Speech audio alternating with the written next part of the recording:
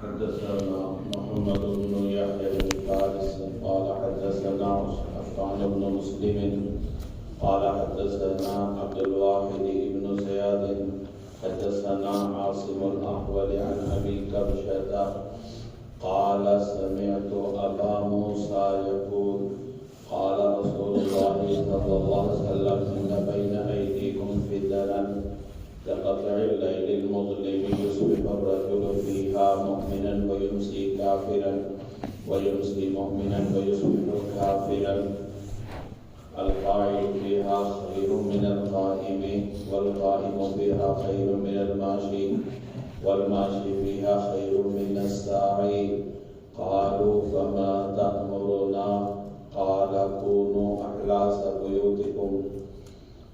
ابو موسیٰ اشعری کی روایت ہے کہ رسول اللہ صلی اللہ علیہ وسلم نے فرمایا کہ تمہارے سامنے فتنے آئیں گے جیسے اندھیری رات کے ٹکڑے، اس میں صبح کو آدمی مومن ہوگا اور شام کو کافر، شام کو مومن ہوگا اور صبح کو کافر. بیٹھنے والا اس میں بہتر ہے کھڑے سے، اور کھڑا بہتر ہے اس میں پیدل چلنے والے سے، اور اس میں پیدل چلنے والا بہتر ہے دوڑنے والے سے. صحابہ نے عرض کیا کہ ہمارے بارے میں کیا حکم ہے؟ نبی کریم صلی اللہ علیہ وسلم نے فرمایا کہ اپنے گھر کے ٹاٹ بن جاؤ. روایت پہلے بھی گزر چکی، اس میں جس تذکرہ ہے کہ صبح کو مومن تو شام کو کافر، شام کو مومن تو صبح کو کافر. اس میں خاص صبح یا شام کا وقت مراد نہیں، بلکہ مقصد یہ ہے کہ حالات میں تبدیلی آتی رہے گی، کبھی کچھ کبھی کچھ. مومن ہونے سے مراد یہ کہ ایک وقت ایسا آتا ہے انسان پر، اس پر یہ کیفیت ہوتی ہے کہ کسی مسلمان کا ناحق قتل کرنا حرام ہے، کسی مسلمان کے مال کو لینا حرام ہے، اور پھر آپس میں جب جنگا جنگی ہوتی ہے تو وہی کسی مسلمان کو قتل کرنے کو برا نہیں سمجھتا، اس کے مال لوٹنے کو برا نہیں سمجھتا. تو گویا جس کو اب تک حرام سمجھ رہا تھا اس کو اس نے حلال کر لیا. تو اسی کو ایمان اور کفر کے ساتھ تعبیر کیا، اور آخر میں بیان کیا کہ جب پوچھا بھائی ہمیں کیا کرنا چاہیے تو فرمایا جیسے گھر کے اندر ٹاٹ ہوتا ہے اور ہلسن کہتے ہیں اس ٹاٹ کو کہ جو گدے وغیرہ کے نیچے بچھایا جاتا ہے، چادر کے نیچے بچھایا جاتا ہے، چادر وغیرہ تو تبدیل بھی کر دی جاتی ہے، یا جیسے آج کے دور میں قالین کے نیچے فوم بچھائی جاتی ہے تو وہ بالکل فکس کر دی جاتی ہے. قالین تو اٹھا کر دھلوایا بھی جاتا ہے، لیکن جو فوم ایک مرتبہ لگ گئی جب تک بالکل وہ ناقابل استعمال نہ ہو جائے تو اس کو تبدیل نہیں کیا جاتا. تو گویا بالکل بے حس اور بے حرکت ہو جاؤ، اور تمہاری طرف سے کسی مسلمان کے قتل میں کسی طرح کی کوئی شرکت نہیں ہونی چاہیے. حدثنا ابراہیم بن الحسن المصیصی قال حدثنا حجاج یعنی ابن محمد قال حدثنا الليث بن سعد قال حدثني معاوية بن صالح أن عبد الرحمن بن جبير حدثه عن أبيه عن المقداد بن الأسود قال أيم الله لقد سمعت رسول الله صلى الله عليه وسلم يقول إن السعيد لمن جنب الفتن أن السعيد لمن جنب الفتن أن السعيد لمن جنب الفتن. کامیاب ہے وہ شخص جو فتنوں سے بچا رہا، کامیاب ہے وہ جو فتنوں سے بچا رہا، کامیاب کیا نیک وقت ہے وہ جو فتنوں سے بچا رہا. وَلَمَنِ ابْتُلِيَ فَصَبَرَ فَوَاهَا، اور جو فتنوں میں مبتلا ہو گیا اور اس نے صبر کیا، فَوَاهَا تو بہت اچھا. اس روایت میں معلوم ہوا کہ آپ صلی اللہ علیہ وسلم نے 3 مرتبہ فرمایا کہ جو فتنوں سے بچا رہا، یعنی نہ اس کے ساتھ شریک ہوا نہ اس کے ساتھ شریک ہوا، بلکہ اپنے آپ کو بچا کر رکھا تو وہ نیک بخت ہے، کامیاب ہے. اور اگر بغیر قصد اور ارادے کے وہ مبتلا کر دیا گیا اور اس نے صبر سے کام لیا، فواہا یہ جملہ عربی میں استعمال کیا جاتا ہے 2 موقع پر.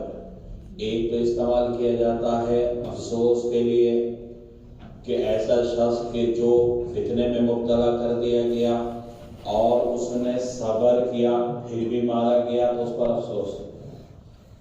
اور دوسرے یہ استعمال ہوتا ہے اظہار تعجب کے لیے کہ جس کو فتنے میں مبتلا کیا گیا پھر بغیر اختیار کے وہ مبتلا ہو گیا لیکن اس نے صبر کیا تو بہت اچھا، کیا خوب.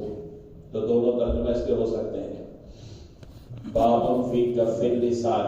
حدثنا عبد الملك بن شعيب بن الليث حدثني ابن وهب حدثني الليث عن يحيى بن سعيد قال قال خالد بن ابي عمران عن عبد الرحمن بن البيلماني عن عبد الرحمن بن هرمز عن ابي هريره ان رسول الله صلى الله عليه وسلم قال ستكون فتنة صماء بكماء عمياء من اشرف لها استشرف له واشراف اللسان فيها كوقوع السيف. حضرت ابو ہریرہ رضی اللہ عنہ کی روایت ہے، حضور صلی اللہ علیہ وسلم نے فرمایا کہ ان قریب گونگا بہرا گونگا اندھا فتنہ ہوگا. گونگے بہرے اندھے فتنے ہوں گے، جو اس کی طرف جھانکے گا تو وہ اس کو کھینچ لے گا. اور واشراف اللسان فیہا کوقوع السیف، اور زبان درازی کرنا اس فتنے میں تلوار کے مارنے کے مانند ہے. حدثنا محمد بن عبید حدثنا حماد بن زید قال حدثنا لیث عن طاؤس عن رجل يقال له زیاد عن عبد الله بن عمرو قال قال رسول الله صلى الله عليه وسلم انها ستكون فتنة تستنزف العرب قتلاها في النار. عبداللہ ابن عمر کی روایت ہے، حضور صلی اللہ علیہ وسلم نے فرمایا کہ ان قریب ایسے فتنے ہوں گے جو عرب کو گھیر لیں گے. قتلاها فی النار، اس فتنے کے مقتول جہنم میں ہوں گے. اللسان فیہا اشد من وقوع السیف، اس میں زبان درازی کرنا تلوار کے مارنے سے زیادہ سخت ہے. قال ابو داود رواہ الثوری عن لیث عن طاؤس عن الاعجم. ابو داؤد نے کہا کہ اس کو سفیان ثوری نے لیث عن طاؤس عن اعجم بیان کیا. باب فی کف اللسان، یعنی فتنے کے موقع پر اپنی زبان کو قابو میں رکھنا، زبان درازی نہ کرنا. زبان درازی کرنے سے مراد یہ ہے، جیسے کہ معلوم ہوگا کہ یا تو جب حق بات کہنے کا موقع ہو تو حق بات کہنا یہ بڑا مشکل ہوتا ہے، اور حق بات کہنے کے موقع پر حق بات کہنا یہ گویا تلوار سے بھی زیادہ سخت ہوتا ہے، کیونکہ جو اہل باطل ہوتے ہیں وہ تو اپنی بات پر ڈٹے رہیں گے. اب ان کو حق بات سمجھائی جائے، ان کے سامنے حق کا اظہار کیا جائے تو یہ بڑا مشکل ہوتا ہے. یا جو اہل باطل ہیں ان کی تائید باطل پر ہونے کے باوجود یہ تلوار سے بھی زیادہ سخت ہے. یعنی جیسے ایک مسلمان کو ناحق قتل کرنا گناہ ہے، ایسے ہی جو باطل پر ہیں ان کی تائید کرنا بھی گناہ ہے. اور ایک مطلب یہ ہے کہ جب تک یہ واضح نہ ہو جائے کہ حق پر کون ہے تو اب کسی کی مذمت کرنا کہ تم ایسے ہو یہ بھی حرام ہے، کیونکہ یہ غیبت کے اندر داخل، کیونکہ دونوں طرف مسلمان ہیں. تو اگر تحقیق ہو جائے کہ یہ جماعت حق پر ہے اور یہ جماعت حق پر نہیں ہے، تو جو حق پر نہیں ہے ان کو اگر غلط کہا جائے تو وہ غیبت میں نہیں، لیکن تحقیق سے پہلے کہنا تو یہ زیادہ سخت ہے. جیسے تلوار کا ایک اثر ہوتا ہے ایسے ہی زبان کا بھی اثر ہوتا ہے، کیونکہ مثل مشہور ہے کہ تلوار کا زخم تو بھر جاتا ہے لیکن زبان کا زخم بھی بھرتا ہے. تو اسی لیے ابو داؤد نے یہاں پر عنوان قائم کیا جس میں زبان پر قابو پانے کو بیان کیا اور اس سے متعلق دو روایتیں یہاں پر بیان کی۔ پہلی روایت کا حاصل یہ حضرت ابو ہریرہ راوی ہے، حضور صلی اللہ علیہ وسلم نے فرمایا کہ ان قریب ایسے فتنے آئیں گے کہ جو گونگے بہرے اندھے ہوں گے، یعنی بہرے ہونے سے مراد یہ کہ حق بات سنی نہیں جائے گی، گونگا ہونے سے مراد یہ ہے کہ حق بات کہنے والا نہیں ہوگا، اور اندھے سے مراد یہ ہے کہ وہ اندھادھند ایسی لڑائی ہوگی کہ اس میں حق اور باطل کا امتیاز مشکل ہو جائے گا۔ تو جو فتنے ہوں گے گونگے بہرے اور اندھے ہوں گے۔ تو اب ایسی صورت میں انسان کو بچنے کی کوشش کرنی چاہیے، لیکن اگر کوئی بے احتیاطی کرے، اس کو بیان کیا بے احتیاطی کو کہ اگر کوئی ان فتنوں کو جھانک کر دیکھے، من اشرف لہا استشرف لہو، تو وہ فتنہ اس کو اپنی طرف کھینچ لے گا، یعنی اس فتنے کو جھانکنا نہیں چاہیے، یعنی اس کے قریب بھی نہیں جانا چاہیے۔ اگرچہ آپ کا ارادہ شرکت کا نہیں، لیکن آپ نے جھانک کر دیکھا، یہ نہیں دیکھا کہ بھئی یہاں پر رکے اور دیکھیں بھئی کیا ہو رہا ہے ان دونوں پارٹیوں کے درمیان، ان دونوں جماعتوں میں، تو پھر بچانا اپنے آپ کو مشکل ہو جائے، تو قریب بھی جانا چاہیے۔ اور اشراف اللسان فیہا توقع السیف، اس میں زبان درازی کرنا یہ تلوار مارنے کے معنی ہے۔ اور اگلی روایت میں اللسان فیہا اشد من وقوع السیف، کہ زبان درازی اس میں تلوار کی مار سے بھی زیادہ سخت ہے۔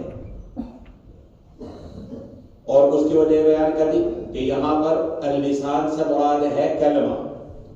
اب یا تو کلمے سے مراد ہے کلمہ حق، یعنی حق بات کہنا تلوار کی مار سے بھی زیادہ تیز ہے، کیونکہ اہل باطل کے سامنے حق بات بیان کرنا جبکہ تلواریں ان کے ہاتھ میں ہو، یہ کوئی آسان کام نہیں ہوتا۔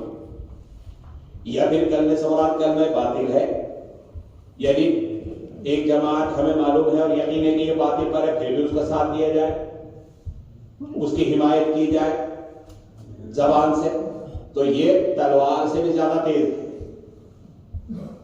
یا تیسرا مفہوم بیان کیا تھا کہ ہمیں معلوم نہیں کہ حق کون ہے اور ناحق کون ہے، اور پھر بھی خامخواہ جو ہے ایک فرقے کو ایک جماعت کو برا بیان کرنا، تو یہ غیبت کے اندر داخل ہے، حرام ہے، گناہ ہے۔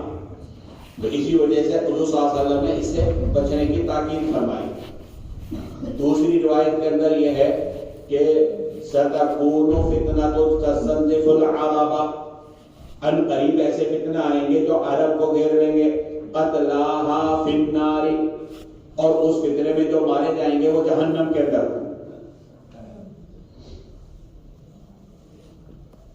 بعض حضرات نے جیسے صاحب مظاہر حق، انہوں نے تو اس کے معنی یہ بیان کیے تستنزف العرب قتلاہا فی النار کے، کہ اگر دو جماعتوں کے اندر لڑائی ہو اور وہ نہ تو اعلاء کلمت اللہ کے لیے ہو نہ احقاق حق کے لیے ہو، بلکہ یا تو مال کے لالچ میں ہو یا عہدے کے لالچ میں ہو، منصب کے لالچ میں ہو، تو ظاہر سی بات ہے کہ وہ دین کے لیے اور اللہ کے لیے لڑائی نہیں ہے۔ تو ایسی صورت میں جو مارے جائیں گے تو ان کا جہنم کے اندر جانا تو یقینی ہے۔ اس میں جیسے آگے روایت میں آئے گا کہ قاتل بھی جہنم ہے اور مقتول بھی جہنم ہے، تو آپ سے پوچھا مقتول کون جائے گا؟ قاتل کی بات تو سمجھ میں آتی ہے، فرمایا کہ اس نے بھی تو مارنے کا ارادہ کیا تھا، یہ بھی تو مارنے کے ارادے سے جنگ میں کودا تھا۔ یہ الگ بات ہے کہ دوسرے کا وار کام کر گیا اور یہ مر گیا، یہ بھی ہو سکتا تھا اس کا وار کام کر جاتا، لہذا مارنے والا بھی جہنم میں اور مرنے والا بھی جہنم میں۔ تو یہ اس صورت میں ہے جبکہ مقصد اعلاء کلمت اللہ نہ ہو، دین کا احیاء نہ ہو، احقاق حق نہ ہو، بلکہ مال یا عہدے وغیرہ کے لالچ میں، یعنی دنیا کے لیے لڑائی۔ صاحب کوكب الدری یعنی حضرت گنگوہی رحمۃ اللہ علیہ، وہ فرماتے ہیں کہ بہتر تعویل یہ ہے کہ یہ کہا جائے کہ ہمیں معلوم نہیں کہ کون سا فتنہ مراد ہے، ہم تعیین ہی نہ کریں۔ اگرچہ بعض حضرات نے تعیین کی کہ حضرت علی اور حضرت معاویہ کے درمیان جو معرکہ ہوا وہ مراد ہے، اور انہوں نے قتلاہا فی النار کی بھی تعویل کی ہے، اور وہ تعویل یہ کی ہے کہ مراد یہ ہے کہ جو اس جنگ میں مارے جائے وہ جہنم میں. اب اس میں حضرت عثمان، حضرت طلحہ اور حضرت زبیر کا استثناء ہوگا، کیونکہ ان کے مارے جانے کی وجہ سے ہی فتنہ پیدا ہوا. یہ مارے نہیں گئے اس جنگ میں، بلکہ ان کی شہادت اور ان کو قتل کیے جانے کی وجہ سے ہی فتنہ پیدا ہوا. بعض حضرات نے اس کو توبیخ پر محمول کیا کہ صرف ڈانٹ ڈپٹ ہے کہ اگر ایسا کرو گے تو ایسا ہو جائے گا. لیکن بعض علماء نے اس کو پسند نہیں کیا. وجہ اس کی یہ ہے کہ دونوں طرف جو صحابہ کی جماعتیں ہیں اور تمام صحابہ اور تابعین کا جو اکثر کا مسلک ہے وہ کیا ہے کہ پہلے لازم یہ ہے کہ دونوں جماعتوں میں سے تحقیق کرے کہ حق پر کون ہے، اور جس کے بارے میں یقین ہو جائے اس کے ساتھ دے. تو صحابہ کرام میں کچھ جو حضرت علی کی طرف اور کچھ حضرت معاویہ کی طرف، انہوں نے اپنی اپنی تحقیق اور اپنے اپنے اجتہاد کے مطابق فیصلہ کیا. کسی نے حضرت علی کو حق پر سمجھا اور کسی نے حضرت معاویہ کو. اور مجتہد اگر غلطی بھی کرتا ہے اپنے اجتہاد کے اندر تو وہ مصیب ہوتا ہے، ثواب کا مستحق ہوتا ہے. تیسری روایت وہ بھی اسی سند کے ساتھ ہے، اس میں زیاد جو اس روایت کے اندر ہے ان کا تعارف کرایا سمین کوشن، یعنی ان کے کان سفید تھے. یہاں پر صرف ان کے تعارف کریں کہ زیاد سے مراد کون سے زیاد ہیں. باب الرخصتی فی التبدی فی الفتنہ، فتنے میں دور جانے یا شہر چھوڑ کر دیہات میں جانے یا گوشہ نشینی کی رخصت کے بیان میں. حدثنا عبد الله بن مسلمة عن مالك عن عبد الرحمن بن عبد الله بن عبد الرحمن بن أبي صعصعة عن أبي سعيد الخدري قال قال رسول الله صلى الله عليه وسلم يوشك أن يكون خير مال المسلم غنم يتبع بها شعف الجبال ومواقع المطر يفر بدينه من الفتن. ابو سعید خدری رضی اللہ تعالیٰ عنہ کی روایت ہے کہ حضور صلی اللہ علیہ وسلم نے فرمایا کہ ان قریب مسلمان کا بہتر مال بکریاں ہوں گی جن کے پیچھے وہ پہاڑ کی چوٹی اور بارش برسنے کے مواقع پر چلے گا. یفر بدینہ من الفتن، فتنوں کی وجہ سے اپنے دین سے وہ بھاگے گا. یعنی اس روایت کا حاصل یہ ہے کہ حضور صلی اللہ علیہ وسلم نے فرمایا کہ ان قریب ایسے فتنے آئیں گے کہ انسان ان فتنوں سے بچنے کے لیے گوشہ نشینی اختیار کر لے گا، شہر کی سکونت ترک کر کے جنگلات میں رہائش اختیار کر لے گا. اب اگر اس کے پاس بکریاں ہوں گی تو بکریاں اس کے لیے بہتر مال ثابت ہوں گے. ان کو چرانے کے لیے وہ پہاڑ کی چوٹیوں پر، اور ظاہر سی بات ہے کہ بکریوں کے لیے اور اپنے لیے پانی کی بھی ضرورت ہوگی، تو جہاں پر پانی کا نظم ہو تو وہاں پر وہ رہائش اختیار کر لے گا، یعنی گوشہ نشینی اختیار کر لے گا، تنہائی اختیار کر لے گا. تو ایسا وقت آئے گا. اسی وجہ سے یہاں پر علماء نے کلام کیا کہ آیا اختلاط افضل ہے یا گوشہ نشینی. اور کتاب الجہاد کے اندر ہی ابو سعید خدری رضی اللہ تعالیٰ عنہ کی ایک روایت آئی ہے.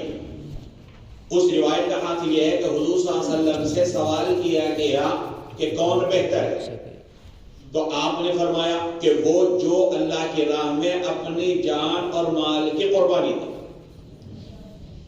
اور دوسرا وہ شخص کہ جو اللہ کی عبادت کے لیے گوشہ نشینی اختیار کر لے، جنگلات میں چلا جائے تاکہ اس کی طرف سے لوگوں کو عافیت ہو، یعنی لوگ اس کے شر سے بچیں. تو اس روایت سے معلوم ہوتا ہے کہ گوشہ نشینی اختیار کرنا یہ بھی باعث اجر و ثواب ہے. تو جو حضرات گوشہ نشینی کو افضل قرار دیتے ہیں وہ اس روایت سے استدلال کرتے ہیں. اور امام بخاری نے بھی جہاں پر عنوان قائم کیا، اور امام بخاری اس کے قائل ہے کہ گوشہ نشینی بہتر ہے بمقابلے اختلاط کے. وہاں پر انہوں نے ابو سعید خدری کی وہ روایت بھی بیان کی جس کا بھی میں نے حوالہ دیا، اور یہ والی روایت بھی بیان کی کہ جس کے اندر اس کو بیان کیا گیا کہ آدمی کا بہترین مال بکریاں ہوں گی جن کو لے کر وہ جنگلات میں نکل جائے اور وہ اپنے دین کو بچانے کے لیے فتنوں سے بچ کر بھاگے گا، یعنی شہر کی آبادی چھوڑ کر جنگل کی رہائش اختیار کر لے۔ حافظ ابن حجر فرماتے ہیں کہ اس روایت میں جو گوشہ نشینی کا تذکرہ ہے یہ آخری زمانے میں ہوگا،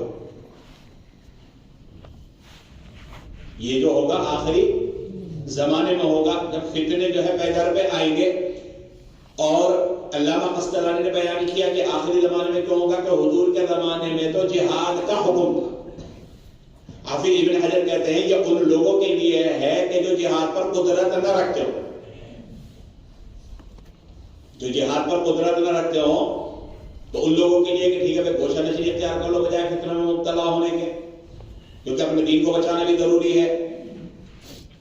لیکن جمہور کی رائے یہ ہے کہ اختلاط یعنی لوگوں کے ساتھ مل جل کر رہنا یہ افضل ہے بمقابلے گوشہ نشینی اختیار کرنے۔ کیوں؟ اس لیے کہ جب سب کے ساتھ رہے گا ایک تو ایک مسلمانوں کی تکثیر ہوگی اور دوسرے کہ شاعر اسلام کو قائم کرنے میں معاون اور مددگار بنے گا۔ غالب اس میں دین کا زیادہ فائدہ ہے بمقابلے تنہائی اختیار کرنے۔ امام نووی فرماتے ہیں کہ اگر گناہوں میں واقع نہ ہونے کا ظن غالب ہو تب تو اختلاط افضل ہے، اور اگر یہ ہو کہ نہیں میں تو گناہ میں مبتلا ہو جاؤں گا تو پھر گوشہ نشین ہو جائے، اور اختلاط افضل ہے جمہور کے نزدیک مستدل۔ ایک روایت ہے نبی کریم صلی اللہ علیہ وسلم نے فرمایا وہ آدمی جو لوگوں کے درمیان رہتا ہے اور لوگوں کے ایذاؤں پر صبر کرتا ہے وہ بہتر ہے اس سے جو لوگوں کے درمیان نہیں رہتا۔ یعنی جو گوشہ نشینی اختیار کر لیتا، کوئی ہے نہیں ستانے والا، کوئی ہے نہیں فتنے میں مبتلا کرنے والا، آزمائش میں مبتلا کرنے والا، اس کے مقابلے میں جو لوگوں کے درمیان رہتا ہے اور ان کی ایذاؤں پر صبر کرتا ہے تو وہ بہتر ہے، وہ افضل ہے۔ باب الفتنہ عن القتال فی الفتنہ، فتنے کے زمانے میں قتال سے ممانعت کے بیان میں۔ حدثنا ابو کامل حدثنا حماد بن زید عن ایوب ویونس عن الحسن عن الاحنف بن قیس قال خرجت وانا اريد يعني في القتال فلقيني ابو بکر فقال ارجع فاني سمعت رسول الله صلى الله عليه وسلم يقول اذا توجع المسلمان بسيفهما فالقاتل والمقتول في النار قال يا رسول الله هذا القاتل فما بال المقتول قال انه اراد قتل صاحبه۔ احنف ابن قیس روایت کرتے ہیں کہ میں نکلا اور میرا ارادہ قتال کا تھا، یعنی قتال میں شرکت کا۔ میری ابو بکر سے ملاقات ہوئی، انہوں نے فرمایا کہ لوٹ جاؤ، کیونکہ میں نے حضور صلی اللہ علیہ وسلم کو فرماتے ہوئے سنا کہ جب مسلمانوں کے آپس میں تلواریں ٹکرائیں تو قاتل اور مقتول جہنم میں۔ لوگ کہا یا رسول اللہ ھذا القاتل، یہ جو قاتل اس کی بات تو سمجھ میں آتی ہے کہ یہ جہنم میں جائے گا، لیکن مقتول کے بارے میں کیوں؟ فرمایا اس نے اپنے ساتھی کو قتل کرنے کا ارادہ کیا، دونوں نے ارادہ کیا، دوسرا کامیاب ہو گیا یا کامیاب نہیں ہوا، تو اس لیے ایسا قاتل بھی جہنم میں جائے گا اور ایسا مقتول بھی جہنم میں جائے گا۔ یہ احنف ابن قیس جو واقعہ بیان کرتے ہیں یہ اس وقت کا ہے جب حضرت علی اور حضرت معاویہ کے درمیان معرکہ جاری تھا۔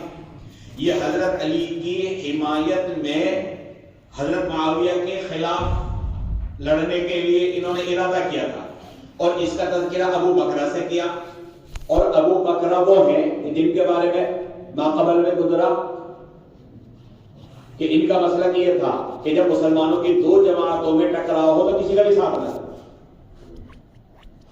تو اسی لیے انہوں نے فرمایا کہ لوٹ جاؤ، کیونکہ حضور صلی اللہ علیہ وسلم کو میں نے فرماتے ہوئے سنا کہ جب مسلمانوں میں دو جماعتوں کی تلواریں آپس میں ٹکراتی ہیں تو اس میں قاتل بھی جہنم میں جائے گا اور مقتول بھی جہنم میں جائے گا۔ اور جب حضور نے فرمایا تو حضور سے صحابہ میں سے کسی نے پوچھا کہ قاتل کی بات تو سمجھ میں آتی ہے کہ مقتول کیوں؟ اس کی وجہ نبی کریم صلی اللہ علیہ وسلم نے بیان فرمائی دوسری سند کے ساتھ کی روایت مختصر ہے. باب فی تعظیم قتل المؤمن، مومن کے قتل کے گناہ کے بیان میں. حدثنا محمد بن الفضل الحراني حدثنا محمد بن شعيب عن خالد بن دهقان قال كنا في غزوة القسطنطينية بذلقية فأقبل رجل من أهل فلسطين من أشرافهم وخيارهم يعرفون ذلك له يقال له هاني بن كلثوم بن الشريك الكناني. خالد بن دهقان کہتے ہیں کہ ہم غزوہ قسطنطینیہ میں مقام زلقیہ میں تھے کہ اتنے میں ایک فلسطینی جو ان کے اشراف اور عمدہ لوگوں میں تھا، جس کو لوگ پہچانتے تھے اور اس کو ہانی ابن کلثوم ابن شریک کنانی کہا جاتا ہے، وہ آئے. فسلم علی عبداللہ ابن زکریہ، عبداللہ ابن ابی زکریہ کو سلام کیا. وَكَانَ يَعْرِفُ لَهُ حَقُّهُ، اور وہ اس کا مقام اور مرتبہ جانتے تھے کہ یہ کون آدمی ہے، وہ بھی مسلمان تھے.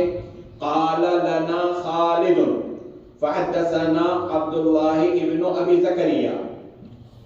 خالد ابن دہقان کے شاگرد کہتے ہیں کہ ہم سے خالد نے کہا کہ ہم سے عبداللہ ابن ابی زکریہ نے بیان کیا. قال سمعت ام الدرداء تقول سمعت ابا الدرداء يقول سمعت رسول الله صلى الله عليه وسلم يقول كل ذنب عسى الله ان يغفره الا من مات مشركا. عبداللہ ابن ابی زکریہ نے روایت بیان کی ام الدرداء کے حوالے سے اور انہوں نے بیان کی ابو الدرداء کے حوالے سے. فرماتے ہیں کہ میں نے نبی کریم صلی اللہ علیہ وسلم کو فرماتے ہوئے سنا کہ ہر گناہ کے بارے میں امید ہے کہ اللہ اس کو معاف کر دے، مگر وہ جو مشرک ہو کر مرے، او مؤمن قتل مؤمنا متعمدا، یا جس نے کسی مسلمان کو عمدن قتل کر دیا. فقال هاني بن كلثوم سمعت محمود بن الربيع يحدث عن عبادة بن الصامت أنه سمعه يحدث عن رسول الله صلى الله عليه وسلم أنه قال من قتل مؤمنا فاعتبط بقتله لم يقبل الله منه صرفا ولا عدلا. ہانی ابن کلثوم نے کہا کہ میں نے محمود ابن ربیع سے سنا کہ عبادہ ابن ثابت نے بیان کیا اور انہوں نے حضور صلی اللہ علیہ وسلم کو بیان کرتے ہوئے سنا کہ آپ صلی اللہ علیہ وسلم فرمایا کہ جو کسی مسلمان کو قتل کرے فاعتبط بقتله اور اس کے قتل پر خوش ہو تو اللہ تعالیٰ نہ اس کی نفل عبادت قبول کرتے اور نہ فرض عبادت.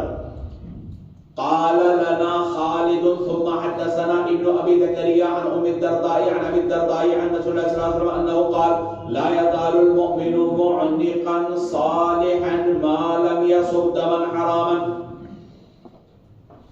راوی کہتے ہیں کہ پھر خالد نے ہم سے ایک اور سند کے ساتھ یہ روایت بیان کی ابو الدرداء کی کہ حضور صلی اللہ علیہ وسلم نے فرمایا کہ مسلمان ہمیشہ معنقا صالحا اچھے کاموں کے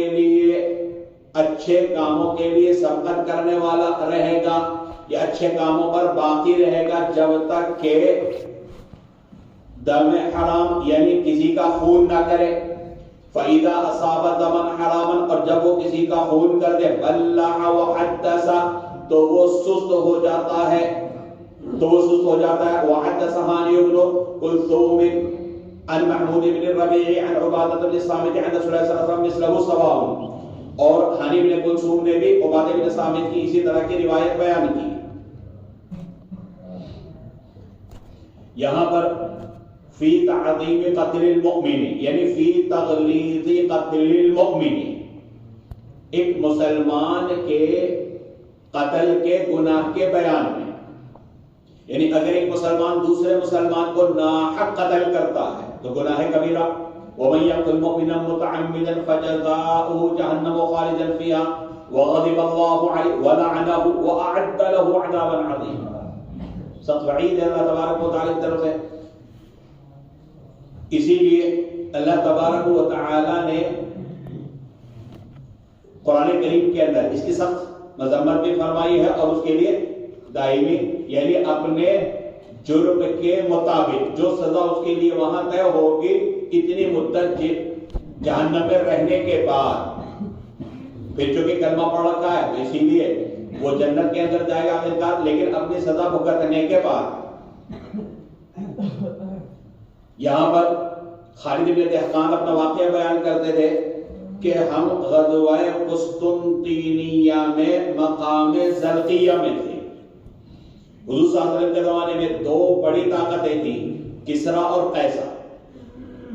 اور فتح مکہ کے بعد حضور اکرم صلی اللہ علیہ وسلم نے قیصر کی طرف بھی اور کسرا کی طرف بھی صحابہ کرام کے قافلے بھیجے. حضرت ابو بکر کے دور میں بھی ان سے لڑائیاں ہوئی اور حضرت عمر کے زمانے میں کسرا اور قیصر کی طاقتیں ختم ہوئی. کسرا کا تو بالکل نام و نشان مٹ گیا. اور جو روم کا قیصر تھا بادشاہ، وہ قسطنطنیہ میں جا کر اس نے پناہ لی. اور حضرت امیر معاویہ رضی اللہ تعالی عنہ کے حکم سے اب بعد میں ان سے قتال ہوا اور اس کے بعد یہ علاقہ فتح ہوا. تو ایک زمانے میں قسطنطنیہ یہ نصرانیوں کا جو دارالسلطنت، یہ نصرانیوں کا دارالسلطنت تھا روم کے علاقے میں. تو اسی کو بیان کیا کہ ہم زلقہ نامی مقام پہ تھے کہ اتنے میں ایک فلسطینی آیا جو اسی علاقے کا رہنے والا تھا، اور آ کر اس نے، جس کا نام تھا ہانی ابن کلثوم، اس نے عبداللہ ابن ابی زکریا، یہ خالد ابن دہقان کے استاد ہیں، ان کو سلام کیا. اس موقع پر عبداللہ ابن ابی زکریا نے ام دردہ اور ابو دردہ کے حوالے سے روایت بیان کی. اس میں حضور صلی اللہ علیہ وسلم فرمایا کہ اللہ تعالیٰ ہر گناہ معاف کر دیں گے لیکن شرک کو معاف نہیں کریں گے. اور اگر کوئی مومن کسی مومن کو عمدن قتل کرتا ہے تو اس کو اللہ تبارک و تعالیٰ معاف نہیں کرے. یہ حدیث تو عبداللہ ابن ابی زکریا نے ابو دردہ کے حوالے سے بیان کی. اسی موقع پر ہانی ابن کلثوم جو فلسطینی ہے، انہوں نے بھی عبادہ ابن ثابت کے حوالے سے روایت بیان کی. گویا ایک روایت عبداللہ ابن ابی زکریا نے اور ایک روایت ہانی ابن کلثوم. عبداللہ ابن ابی زکریا نے ابو دردہ کے حوالے سے روایت بیان کی اور ہانی ابن کلثوم نے عبادہ ابن ثابت کے حوالے سے. اور اس روایت میں ہے من قتل مؤمنا فاعتبط بقتله. اگر یہ فاعتبط بقتله ہے عین کے ساتھ تو اس کا مطلب یہ ہوگا اگر کوئی کسی مسلمان کو عمدن قتل کرے فاعتبط بقتله اور اس کا یہ قتل ظلمن ہو، ایسا نہیں کہ قصاص میں قتل کیا ہو یا وہ شادی شدہ تھا اور زنا کی وجہ سے قتل کیا ہو یا مرتد ہو گیا تھا اس لیے قتل کیا ہو، تو وہ تو برحق ہے. تو فاعتبط بقتله اس کا یہ قتل ظلمن ہو تو اللہ تعالیٰ نہ اس کی نفل عبادت قبول کرتے اور نہ اس کی فرض عبادت قبول کرتے. اور اگر یہ قید کے ساتھ ہے تو فاعتبط بقتله، فاعتبط بقتله کا مطلب یہ ہے کہ وہ مسلمان کے قتل پر شرمندہ نہ ہو بلکہ خوش ہو کہ میں نے بہت اچھا کام کیا. جیسے کہ آگے روایت میں آ رہا ہے کہ اعتبط بقتله کا مفہوم پوچھا تو انہوں نے کہا کہ وہ کسی کو قتل کرنے کے بعد یہ سمجھے کہ میں نے بہت اچھا کام کیا اور میں جو کہ ہدایت پر ہوں، میں صحیح راستے پر ہوں اور میں نے جو غلط راستہ اس کو مٹا دیا لہذا وہ توبہ بھی نہیں کر رہا. تو یہ ارتباط ہے. تو گویا یہ روایت بیان کی ہانی بن کلثوم نے. اس کے بعد پھر خالد کہتے ہیں کہ عبداللہ ابن زکریا نے ام دردہ سے اور ام دردہ نے ابو دردہ سے روایت بیان کی اور اس کا حاصل یہ ہے کہ مسلمان ہمیشہ معنف کہا جاتا ہے اس آدمی کو جو گردن ہلکی سی جھکا کر تیز رفتاری سے چلے. اگر آپ گردن اوپر کر کے چلیں گے، تیز چلیں گے تو ٹھوکر کھا جائیں گے، بہت زیادہ نیچے کریں گے تو بھی ٹھوکر کھا جائیں گے.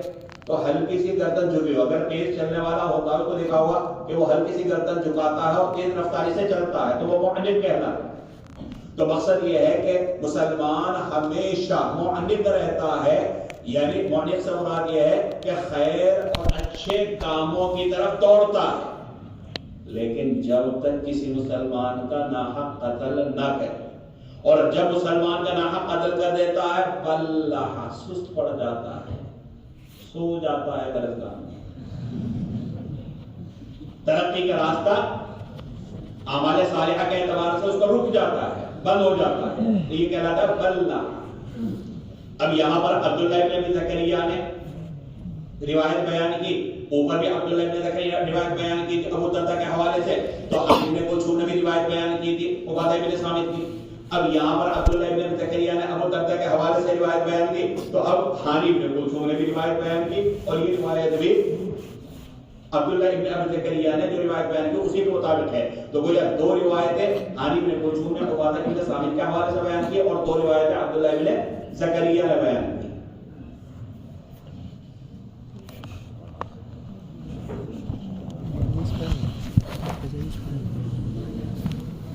والله